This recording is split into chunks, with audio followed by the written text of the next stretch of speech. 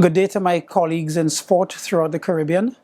My name is Tyrone and I'm really excited about this opportunity that I have together with my colleague from St. Vincent and the Grenadines, Dr. Jason Haynes, to co-host a sports law workshop really geared towards the Olympic movement within the Caribbean.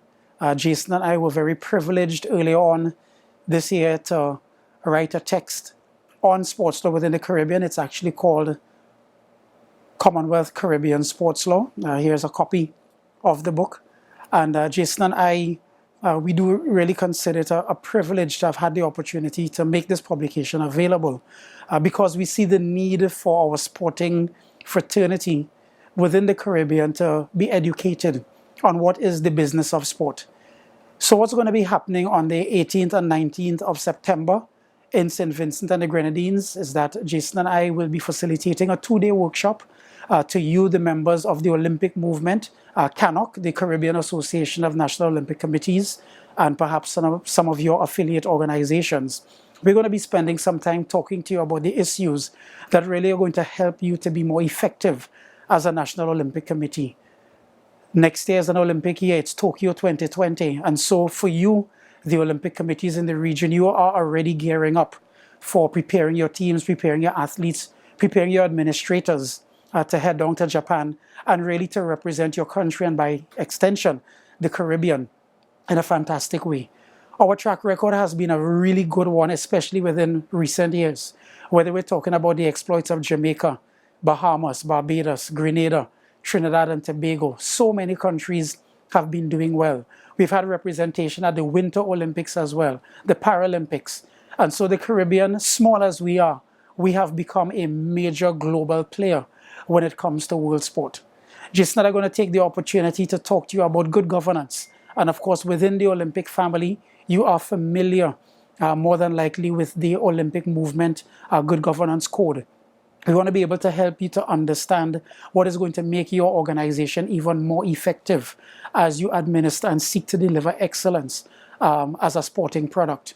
We're going to talk to you about the issues that arise often with the athletes that you represent. For instance, the very, very topical issue of drug use in sport, and exactly what you as a regulator need to do to ensure that, one, the athletes' rights are being protected, yes, and at the same time, the rights of clean athletes are also being promoted. We're going to talk to you about the topical issue of human rights. Many of you may have been following the very interesting, eye-opening saga with South African athlete Caster Semenya. She's been saying, I've been born a woman all my life, and now you're telling me because of something I have not done that I have to suppress the levels of testosterone so that I can compete with athletes who are within the female category. And she's saying that's not fair. I was born a woman. Why should I have to do something like that? Really, really interesting issues straddling the fields of science, ethics, the law, human rights in sport.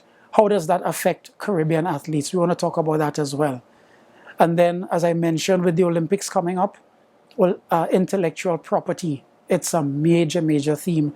And you, the Caribbean Olympic committees, you are the custodians of the Olympic movement in your region. So we want to be able to help you to understand how you can be even more effective as you protect the Olympic brand in your particular Caribbean territory. We're going to talk about contracts. We're going to talk about other aspects of ethics in sports. What's happening with match fixing? Why are athletes tempted to manipulate the results of competitions? Is that extra money really worth it as compared to the reputational damage both to themselves and to their country? These are things that we want to be able to educate you, the Olympic committees, on.